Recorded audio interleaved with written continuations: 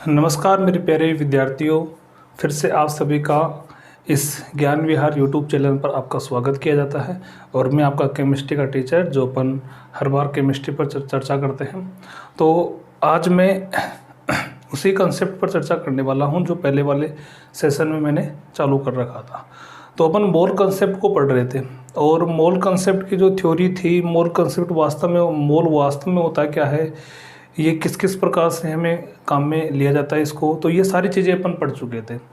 तो आज अपन जो मोल कंसेप्ट है उसी के कुछ क्वेश्चन लेके चलेंगे, और उसी क्वेश्चन से इस मोल कंसेप्ट को और अच्छी तरीके से अपन समझने का प्रयास करेंगे। तो अपन क्वेश्चनों की ओर चलते हैं। तो देखो, पहली चीज़ मैंने आपको मोल निकालने का सूत्र आपको पहले बता दिया था। एक बार मैं इसको दोबारा रिपीट कर रहा हूँ, ध्यान से देख लेना। तो अपन पढ़ क्या रहे हैं? अपन पढ़ रहे हैं मोल।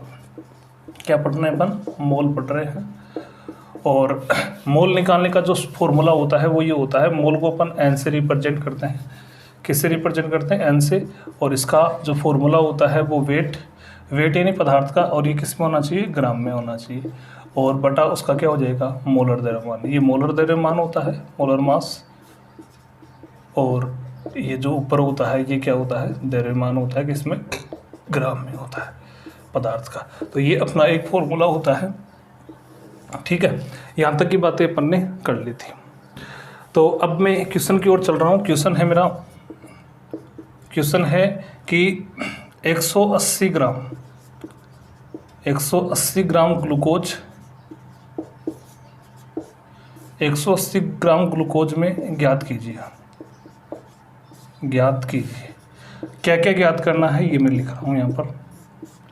पहला आपको ज्ञात करना है 180 ग्राम जो है उसमें कितनी मोल है, आपको पहले तो ये याद करना है, ठीक है। दूसरा आपको ज्ञात करना है क्या?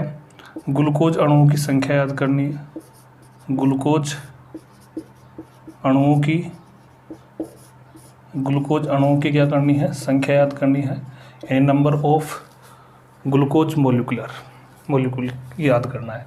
तीसरा हमें क्या करना है? कार्बन और हाइड्रोजन के परमाणुओं की संख्या याद करनी है, कि परमाणुओं की संख्या याद करनी है, ठीक है। और बस इतना ही अपन लेके चलते हैं। एक मैं और लिख देता हूँ, डी क्वेश्चन। O2 अणुओं की संख्या याद करनी है। O2 अणुओं की संख्या हमें याद करनी है।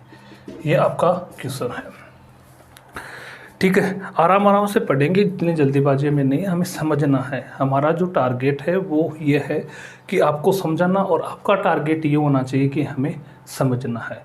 टाइम 5-10 मिनट ज़्यादा लग जाती है तो कोई बड़ी चीज़ नहीं। अभी लॉकडाउन चल रहा है वैसे भी, तो लॉकडाउन में टाइम की तो मेरे हिसाब से कोई कमी है नहीं। तो आराम से इसको समझिएगा ध्यान से, क्योंकि ये चीज़ समझना बहुत ज़रूरी होता है।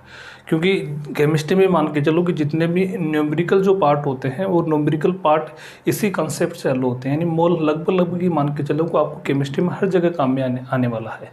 इसलिए इसको यहाँ पर डिटेल से समझना है, और इसीलिए मैं इसको पहले समझा रहा हूँ। फिर अपन जैसे केमिकल इक्विलिब्रियम है उसको पढ़ेंगे, थर्मोडायनेमिक्स है उसको पढ़ेंगे, ठीक है, केमिकल काइनेटिक्स है उसको पढ़ेंगे। तो इन चीज़ों के लिए इसकी हमें बहुत आवश्यकता पड़ने वाली है, ठीक है। जैसे अपन सांद्रता पढ़ेंगे सॉल्यूशन की, ठीक है, तो उनमें मोलरता निकालने के लिए, नॉर्मलता निकालने के लिए, इसलिए हमें मोल की बहुत ज़्यादा आवश्यकता पड़ती है। इसीलिए मैं चाह रहा हूँ कि मोल आपका जो कंसेप्ट है वो आपका अच्छी तरीके से तैयार हो सके, ताकि अपन हर क्वेश्चन को अच्छी तरीके से क्या कर सके, उनको हल करने के लिए प्रिपेयर कर सके, ठीक है। तो देखो, ये आपका क्वेश्चन है, 180 ग्राम ग्लूकोज दे रखा है। तो सबसे पहले आपको क्या निकालनी है? मोल निकालनी है। तो मोल वाला कंसेप्ट ये रहा, ये फॉर्मूला आपके पास है। तो आपको क्या क्या चीज़ दी गई है? आपको W यानी वेट दिया गया कितना? 180 ग्राम, ठीक है, ये आपको दिया गया है। ग्लूकोज का फॉर्मूला होता है C6H12O6। ये ग्लूकोज का क्या हो गया? फॉर्मूला हो गया। क्या हो गया? फॉर्मूला हो गया। अब आपको क्या चाहिए? मोलर मास चाहिए। क्या चाहिए? Molar mass. मोलर मास कैसे निकालोगे? मोलर मास के लिए आपको जितने जितने इसमें एटम आ रहे हैं उन सब के एटम का एटॉमिक भार क्या करना है? योग करना है, और उसको ग्राम में लिख देना है। वो ये आपका क्या बन जाता है? मोलर मास बन जाता है। इसमें कितना है? कार्बन 12 है, तो एक कार्बन का कितना, कार्बन इसमें 6 है, एक कार्बन का परमाणु भार 12 होता है, तो अपन क्या करेंगे 6 का निकालने के लिए 6 से इसको मल्टीप्लाई कर देंगे। इसी प्रकार से हाइड्रोजन का 1 होता है तो 12 का कितना हो जाएगा, 12 हो जाएगा। ऑक्सीजन का 16 होता है और 16 को अपन किससे गुणा कर देंगे, 6 से, क्योंकि 6 ऑक्सीजन के यहाँ पर एटम है। ठीक है, ये कितना हो जाएगा, 72 हो जाएगा, प्लस 12 हो जाएगा, प्लस कितना हो जाएगा, 96 हो जाएगा। इन सबको यदि आप ऐड करोगे तो आपको मिलेगा 180 ग्राम प्रति मोल। ये इसका क्या हो गया, मोलर द्रव्यमान आपको मिल गया। मोलर द्रव्यमान मिल गया तो आप आसानी से इसका पहला क्वेश्चन हल कर सकते हो। आपको क्या निकालना है, मोल निकालना है। तो मोल के लिए आपको क्या करना पड़ता है, वेट, ये रहा फॉर्मूला, वेट कितना है 180 ग्राम है और उसका मोलर मास भी कितना आ गया, 180 आ गया, ये रहा मोलर मास। तो इसको अपन डिवाइड करेंगे तो कितना आ जाएगा, 1, यानी n बराबर कितना आ गया, 1 मोल आ गया। कितना, 1 मोल। मेरे हिसाब से ये क्वेश्चन आपके समझ में आ जाना चाहिए। ठीक है, पहला क्वेश्चन हो गया। उसके बाद में दूसरा क्या पूछ रहा है, ग्लूकोज अणुओं की संख्या पूछ रहा है। तो हमें ग्लूकोज का मोल मिल गया, कितना मोल है, 1 मोल है। तो ये बताओ मुझे कि हम जानते हैं, ये चीज़ अपन जानते हैं कि 1 मोल ग्लूकोज में, 1 मोल ग्लूकोज में अणु, तो अणु की पूछे चाहे किसी की भी पूछे, आपको ध्यान रखना है जहाँ 1 मोल आपको मिलता है, मैंने पहले बार लेक्चर में बहुत डिटेल से इसको समझाया है। जहाँ कहीं भी आपको मोल सुनने को मिले तो आप समझ जाया करो कि एक नंबर की बात हो रही है और वो नंबर कितना हो रहा है, वो नंबर होता है 6.022 इंटू 10 की पावर कितना होता है, 23 होता है। तो इतने क्या हो जाएंगे, ग्लूकोज के अणु हो गए। यदि यहाँ पर 1 मोल है तो ये हो जाएगा। यदि 2 मोल निकल के आ जाते तो अपन क्या करते, इधर 2 मोल, तो इसको अपन क्या करते, 2 से मल्टीप्लाई कर देते, तो 2 मोल के अणु आ जाते। 3 मोल आ जाता तो 3 से गुणा कर देते। यानी आपको क्या करना होता है, अवोगाद्रो जो नंबर होता है उसी को ही जितने मोल आते हैं उससे मल्टीप्लाई कर दो, आपको क्या मिल जाएंगे, अणुओं की संख्या मिल जाएगी। ये आपका दूसरा क्वेश्चन हो गया। ठीक है, उसके बाद में तीसरा क्वेश्चन, कार्बन और हाइड्रोजन के परमाणुओं की संख्या हमें क्या करनी है, निकालनी। अब मैं इसको ऊपर से मिटा रहा हूँ, अब देखो इसको यहाँ से समझना है थोड़ा सा। ग्लूकोज का फॉर्मूला भी लिखा मैंने, C6H12 है और क्या होता है, O6 होता है। ये आपका फॉर्मूला होता है किसका, ग्लूकोज का।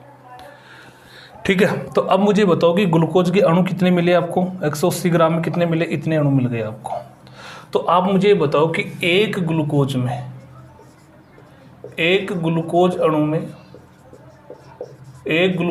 में कार्बन एटम कितने हैं, कितने बताओगे आप। एक ग्लूकोज अणु में कार्बन एटम कितने हैं, ये रहा ग्लूकोज का एक अणु। इसमें आपको साफ साफ दिख रहा है कितनी कार्बन के कितने एटम आ रहे हैं, इसमें 6 एटम आ रहे हैं। तो एक ग्लूकोज अणु में कार्बन एटम कितने हैं, 6 है। बल्कि 180 ग्राम में कितने कार्बन के एटम होगी ये पूछ रहा है। तो 180 ग्राम का मोल निकाला तो 1 मोल है। 1 मोल का मतलब हुआ कि ग्लूकोज के कितने अणु, इतने अणु। तो एक ग्लूकोज अणु में इतना है, तो ये बताओ मुझे कि 6.022 इंटू 10 की पावर 23 अणु में कार्बन एटम कितने हो जाएंगे, कितने एटम हो जाएंगे। तो कैसे निकालोगे, एक अणु में कितने हैं, 6 है। एक अणु में कितने, 6।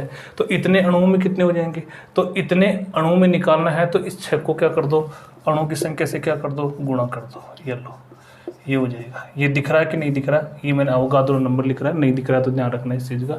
और इसको यदि मैं शॉर्ट में लिखना चाहूँ तो ये आपको पता अवोगाद्रो नंबर होता है। अवोगाद्रो नंबर को अपन क्या लिख देते हैं, Na लिख देते हैं। तो ये आपके पास क्या हो गई, कार्बन एटम का नंबर हो गया। यदि आप इसको मल्टीप्लाई करके लिखना चाहो तो मल्टीप्लाई करके लिख देना, एक नंबर आपको मिल जाएगा। ठीक है, इसी प्रकार इसका ये कौन सा हो गया भाई, ये कार्बन का हो गया। उसी प्रकार से बस सी कॉल कर रहे हैं, ये सी का पहला हो गया, सी का दूसरा।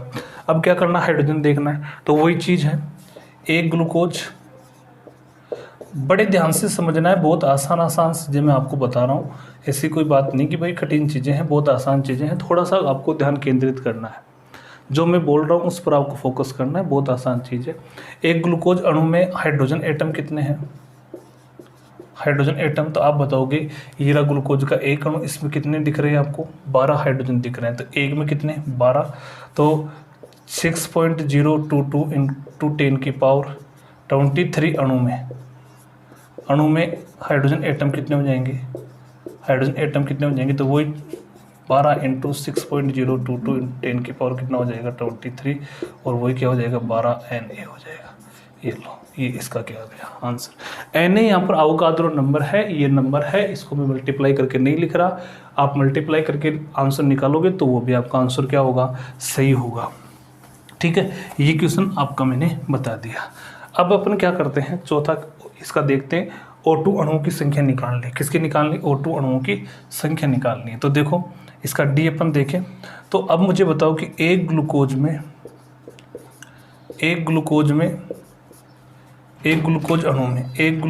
में O2 अणु की संख्या, O2 अणु कितने हैं भाई, O2 अणु कितने। अब मैंने देखो परमाणु की बात नहीं कर रहा हूँ मैं, अब थोड़ा सा आपको ध्यान देना, अब मैं अणु की बात कर रहा हूँ। तो यहाँ पर आपको दिख रहे हैं कि ऑक्सीजन के परमाणु कितने हैं, 6 परमाणु हैं। कितने हैं, 6 एटम है। लेकिन मैंने एटम नहीं पूछे, अब की बार मोलिक्यूल पूछे, अणु पूछे। तो अणु में आपको दिख रहा है कि ऑक्सीजन के एक अणु में कितने परमाणु आते हैं, 2 आते हैं। कितने आते हैं, 2। तो ये बताओ कि मुझे एक ऑक्सीजन के अणु में 2 परमाणु आते हैं, तो 6 परमाणु में कितने अणु बन जाएंगे। तो अब इतना सा तो आपको मैथ आना चाहिए, और मैथ नहीं आता है तो बेटा सीख लो। जब तक मैथ आपको थोड़ी बहुत नहीं आती है तब तक आप केमिस्ट्री को अच्छे लेवल पर नहीं ले जा सकते। तो आपको थोड़ी बहुत मैथ सीखनी है बेटा। तो यहाँ पर कितने, 6 हैं, और एक अणु में 2 परमाणु आते हैं, तो 6 में कितने बन जाएंगे। तो इतना सा मैथ आपको आना चाहिए, कितना होगा, 3 अणु हो जाएंगे। कितने हो जाएंगे, 3 ऑक्सीजन के अणु हो जाएंगे। तो एक ग्लूकोज अणु में 3 होते हैं, तो ये ग्लूकोज के अणु कितने हैं, वही आपके पास कितने हैं, अवोगाद्रो नंबर के बराबर है अणु में O2 की संख्या। O2 अणु कितने हो जाएंगे, तो इसको 3 से इसको गुणा कर दो, 6.022 × 10 की पावर कितना हो जाएगा, 23। इसको मैं लिख सकता हूँ शॉर्ट में 3Na। ये हो जाएंगे आपके पास अणु, किसके, O2 के अणु हो जाएंगे। तो ये क्वेश्चन मैंने आपको डिटेल से समझाया, और यदि इस क्वेश्चन को आप समझ पा रहे हो तो मेरे हिसाब से आप मोल को समझ पा रहे हो, और यदि इस क्वेश्चन को हल कर पा रहे हो तो इसका मतलब आप मोल के जितने भी क्वेश्चन बन सकते हैं उन सबको आप हल कर सकते हो। ये मेरा विश्वास है। ठीक है, तो यहाँ तक की बातें कंप्लीट हुई। ये क्वेश्चन मैंने आपको समझाया, समझ में आ गया होगा। अब अपन चलते हैं दूसरे क्वेश्चन की ओर। देखो दूसरे क्वेश्चन में अपन चले। अब क्या करना है आपको, जैसे मानो कि मैंने लिखा दूसरा क्वेश्चन, 88 ग्राम CO2, 88 ग्राम CO2 में ज्ञात करो। तो इस क्वेश्चन को आप बहुत आसानी से कर लोगे। तो पहला आपको क्या निकालनी है, मोल निकालनी है। दूसरा आपको क्या निकालना है, आपको O2 अणु की संख्या निकालनी है। आपको क्या निकालना है, CO2 अणु की संख्या निकालनी है। और ठीक है, इतना ही अपन लेते हैं इसमें। और एक मैं ले लेता हूँ कार्बन परमाणु। ये आपको क्या करना है, फाइंड आउट करना है, इनको आपको निकालना है। चलिए अपन क्वेश्चन को हल करते हैं। सबसे पहले आपको CO2 की ग्राम में मात्रा दे रखी है, यानी वेट दे रखा है आपको कितना 88 ग्राम दे रखा है। कितना, 88 ग्राम। और आपके पास जो CO2 है उसका फॉर्मूला क्या हो जाएगा, CO2 का फॉर्मूला होता है CO2। ठीक है, CO2 ये फॉर्मूला हो गया इसका। तो आपको क्या करना है इसके लिए सबसे पहले आपको क्या करना है, मोलर मास निकालना है। तो मोलर मास हमें निकालना है। तो मोलर मास के लिए आप क्या करोगे, जितने एटम इसमें आ रहे हैं उन सारे एटमों के एटॉमिक जो भार होता है, एटॉमिक मास होता है, उसको क्या करना होता है, ऐड करना होता है। तो यहाँ पर कार्बन है, कार्बन का 1 का 12 होता है, ऑक्सीजन का 16 होता है। कितने ऑक्सीजन है, 2 ऑक्सीजन है। तो कितना हुआ, 12 + 32, 12 + 32 कितना हो गया, 44 ग्राम हो गया। ये इसका क्या हो गया, मोलर मास आपको मिल गया। मोलर मास मिल गया। तो पहला क्वेश्चन आपका हो सकता है, आपको क्या निकालनी है, मोल निकालनी है। क्या निकालनी है, मोल। तो मोल के लिए आपका फॉर्मूला होता है क्या, वेट कितना है, 88 ग्राम, और मोलर मास कितना है, 44 ग्राम। तो आप इसको काटोगे तो कितना आ जाएगा, 2। तो n बराबर कितना आ गया, 2 मोल आ गया। आ रही बात समझ में। दूसरा इसका बी अपन देखें तो आपको क्या निकालना, O2 अणुओं की। तो O2 अणुओं की संख्या अपन बाद में निकालते हैं, पहले मैं CO2 अणु की संख्या निकाल लेता हूँ। तो मुझे ये बताओ कि एक मोल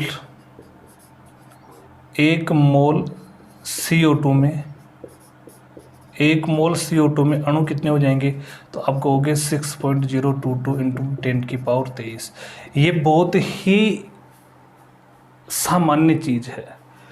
एक मोल जहाँ आ गया, इसका मतलब ये नंबर आपको ध्यान रखना है। मैं बार बार इस चीज़ को रिपीट कर रहा हूँ, आप इसको ध्यान से समझ लेना। अब एक मोल में इतने होते हैं, तो मोल कितने आ गए, 2 आ गए, तो 2 मोल में कितने हो जाएंगे, 2 मोल में अणु, 2 मोल में अणु कितने हो जाएंगे। तो 1 मोल में इतने होते हैं, तो जितना मोल है उसको इस नंबर से क्या कर दो, मल्टीप्लाई कर दो। इतनी सी मेथ आनी चाहिए, मैं बार बार बोल रहा हूँ। तो इसको आप गुणा मल्टीप्लाई करोगे तो ये हो जाएगा 4 4 0 और ये 12 हो जाएगा, इंटू 10 की पावर क्या हो जाएगा, 23। या फिर इसको आप लिखना चाहो शॉर्ट में तो 2NAB इसको आप लिख सकते हो। ये आपके पास क्या हो गए, CO2 के क्या आ गए, अणु आ गए। किस में आए ये अणु, ये आ गए 88 ग्राम CO2 में। CO2 के कितने अणु होते हैं, इतने अणु होते हैं, या 2Na होते हैं। आ गई बात समझ में।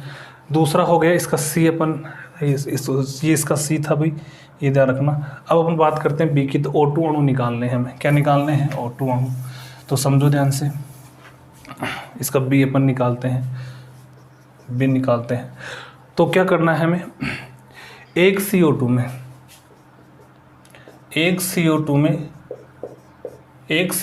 O2 अणु कितने होते हैं, O2 अणु कितने, एक CO2 में O2 अणु कितने होते हैं, ये CO2 का फॉर्मूला हुआ। इसमें आप देखोगे तो O2 का एक ही क्या आ रहा है, अणु आ रहा है, एक अणु क्या आ रहा है, एक अणु। तो अपन एक CO2 में कह सकते हैं कि अणु कितना आएगा, एक आएगा। और ये कितने हैं, CO2 ये रहे, CO2 ये रहे, तो कितना हो जाएगा 12.044 इंटू 10 की पावर 23 में O2 अणु कितने हो जाएंगे। तो आप क्या करोगे, जितने हैं उतने ही हो जाएंगे। इसको 1 से मल्टीप्लाई करोगे तो वो का वही नंबर वापस आ जाएगा, वो का वही नंबर क्या आ जाएगा, वापस आ जाएगा। तो एकदम सिंपल चीज़ है। ये लो, ये आ गया। और इसको अपन लिख रहे थे कैसे, 2NAB इसको अपन लिख रहे थे। अवोगाद्रो नंबर का क्या हो जाता है, डबल हो जाता है। ये हो गया। उसके बाद में इसका अपन क्या निकालते हैं, D निकालते हैं। आ रही ये बातें समझ में आ जानी चाहिए। थोड़ी सी मेहनत करने की आदत बनाओ, जब तक मेहनत नहीं करोगे तब तक नहीं आएगा। टीचर चाहे कितना ही अच्छा हो, जब तक आप बेटा प्रयास नहीं करोगे तब तक नहीं आएगा। तो आप वीडियो को पॉज करो, खुद से बनाने की कोशिश करो, और जब खुद से बन जाता है, नहीं बनता है कोई दिक्कत नहीं, गलत बनेगा। जब गलत बनता है तो भी कोई दिक्कत नहीं, उसको आप देखो, यहाँ पर समझो। गलत करके भी यदि आप सीखोगे ना, तो भी वो आपका ये मान के चलो कि अच्छा सीखना माना जाता है। तो देखो D की भी बात करूँ, यहाँ पर D में क्या करना है हमें, D में कार्बन परमाणु का नंबर निकालना है। तो देखो एक CO2 अणु में कार्बन एटम कितने हैं, तो कार्बन एटम बताओगे आप, एक होता है। तो ये इतने हैं, तो वही बात है। इसको बार बार लिखने से मेरे हिसाब से कोई औचित्य तो होगा नहीं, तो आप डायरेक्ट इसको समझ सकते हो, कार्बन एटम। तो यही हो जाएंगे आपके कितने, 12.044 इंटू 10 की पावर कितना हो जाएगा, 23 हो जाएगा। यानी कितना हो जाएगा, 2Na यहाँ पर बन जाएगा। ये कार्बन एटम का नंबर हो गया। यहाँ तक बातें क्लियर, ठीक है। चले आगे, चलो अपन अगले क्वेश्चन की ओर मूव करते हैं। तो बातें बहुत आसान होती हैं, बस ये होता है कि प्रयास जो कर लेता है वो समझ जाता है, जो प्रयास नहीं करता है वो नहीं समझ पाता है। तो प्रयास आप लोगों को करना है। जब तक प्रयास नहीं करोगे, कितनी ही आसान चीज़ हो उसको आप नहीं सीख पाओगे। और यदि आप प्रयास करते हो तो कितनी ही कठिन चीज़ हो उसको भी आप आसानी से क्या हो, समझ पाओगे। ठीक है। तो बात मेहनत की होती है, जितना मेहनत करोगे उतना ही आप क्या कर पाओगे, सीख पाओगे। ठीक है। अगला मैं क्वेश्चन लिखूँ एक, आज का तीसरा क्वेश्चन है, निम्न में से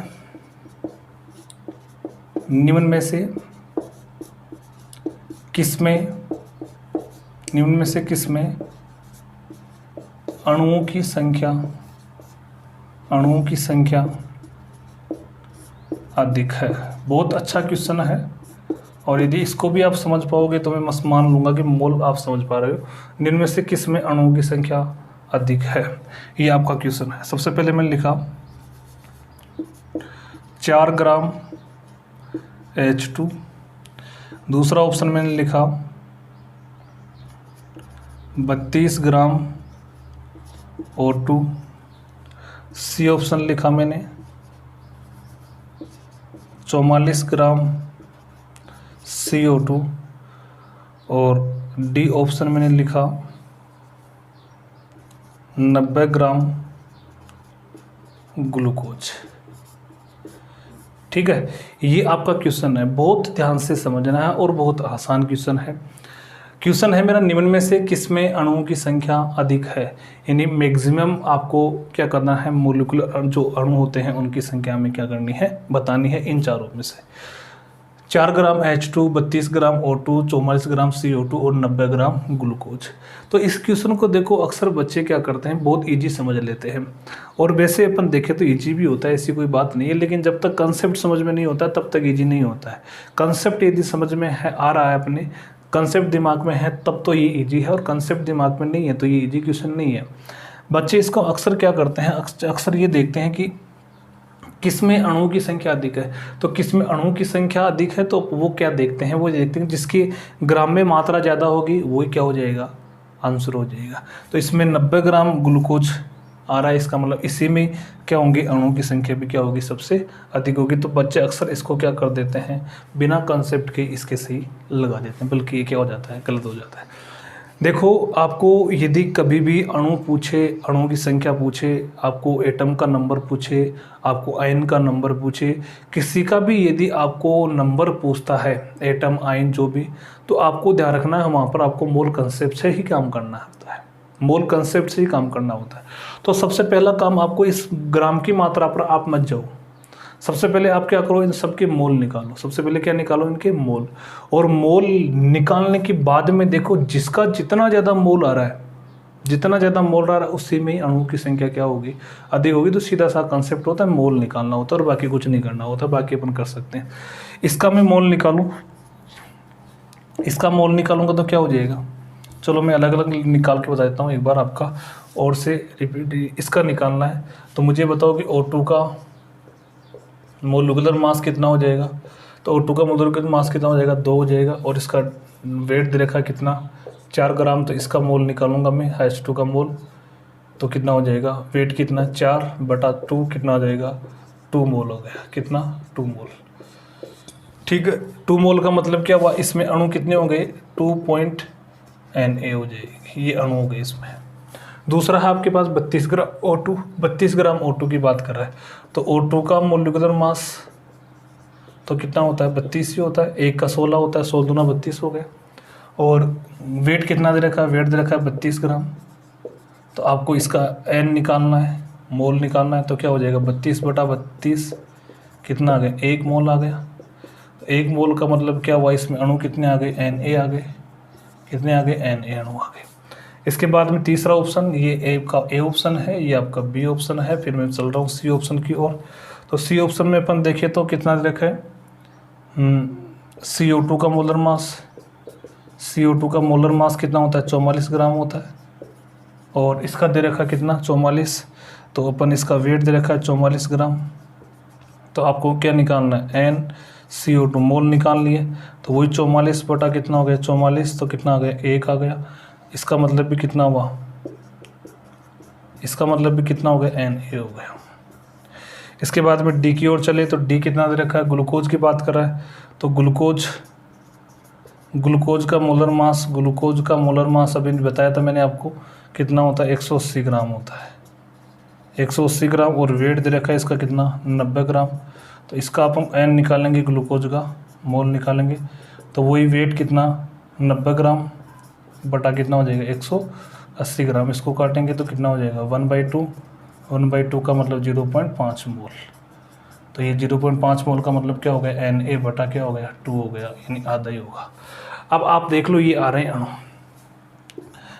ये आ रहे हैं, तो इन दोनों के तो सेम आ रहे हैं, ये आधा ही आ रहा है, जितने अवोगाद्रो नंबर होते हैं उनका आधा ही अणु होते हैं इसमें, इसमें अवोगाद्रो नंबर के क्या होते हैं, डबल होते हैं। तो आपका आंसर ये होगा, इसमें सबसे ज़्यादा अणु होंगे, पहला आपका जो ऑप्शन होगा ना, वो आपका क्या होगा, सही आंसर होगा। इसमें सबसे ज़्यादा अणु है, बल्कि आपको दिख रहा होगा, दिखने में आपको ये 4 ग्राम है और ये कितना है, 90 ग्राम है, यानी सबसे कम मात्रा इसकी है, सबसे कम मात्रा इसकी है, लेकिन इसमें सबसे ज़्यादा क्या है, अणु है।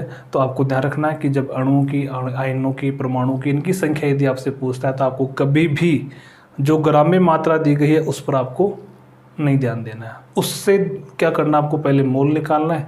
मोल निकालने के बाद में ही आप क्या कर सकते हो, डिसाइड कर सकते हो किस में अणु ज़्यादा होंगे। ठीक है, ये क्वेश्चन मैंने आपको बताया और मेरे हिसाब से समझ में आ गया होगा, क्योंकि आसान क्वेश्चन था। क्वेश्चन आसान ही होते हैं, आसान ही होते हैं, हमें मेहनत करके उनको बनाया जाता है आसान। जब अपन मेहनत नहीं करेंगे तो आसान क्वेश्चन भी अपने लिए क्या बन जाता है, कठिन बन जाता है। तो सबसे बड़ी चीज़ होती है कि मेहनत करेंगे तो कठिन चीज़ भी क्या बन जाएगी, आसान बन जाएगी। ठीक है, अब देखिए अपन एक क्वेश्चन में और लेता हूँ। अब एक फॉर्मूला में आपको और लिखा रहा हूँ। जब कभी भी आपको गैसों की बात करें तो एसटीपी पर, एसटीपी का मतलब होता है standard temperature and pressure. Standard temperature and pressure. ठीक है, ये स्टैंडर्ड टेम्परेचर कितना होता है, टेम्परेचर होता है 298 केल्विन और प्रेशर जो होता है वो 1 atm होता है, या एक बार भी इसको मान सकते हैं, ये ध्यान रखना। ऐसी कंडीशन जो भी आपको देता है एसटीपी, ये एक कंडीशन होती है। इस कंडीशन पर यदि आपको किसी गैसों की बात करता है तो आपको ये ध्यान रखना, एक मोल गैस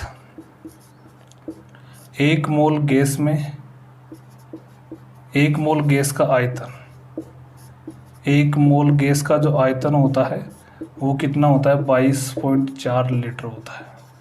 ये हमेशा ध्यान रखना है, इस चीज़ को आपको नोट कर लेना इस चीज़ का। एक मोल, सॉरी गैस लिखना मैं यहाँ पर भूल गया, गैस, एक मोल गैस का आयतन, एक मोल गैस का आयतन कितना होता है, 22.4 लीटर। या फिर अपन लिख सकते हैं इसको, यदि उसमें लिखना चाहे तो 22,400 ml भी इसको अपन लिख सकते हैं। ये ml में आएगा तो मिलीलीटर में कितना आ जाएगा, 22,400 आ जाएगा। अब यदि आपको एसटीपी पर बात करें और एसटीपी पर यदि आपको कोई गैस की बात करता है और गैस के लिए आपको मोल पूछता है तो मोल निकालने का सूत्र यहाँ पर ये बन जाएगा। एक सूत्र में यहाँ पर और लिखा देता हूँ मोल का। गैस का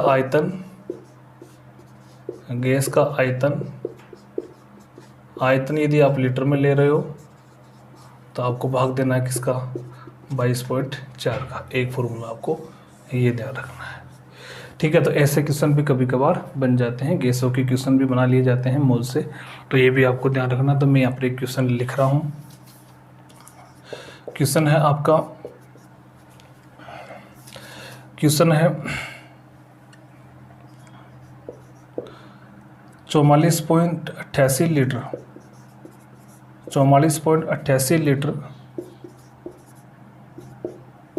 CO2 गैस में उपस्थित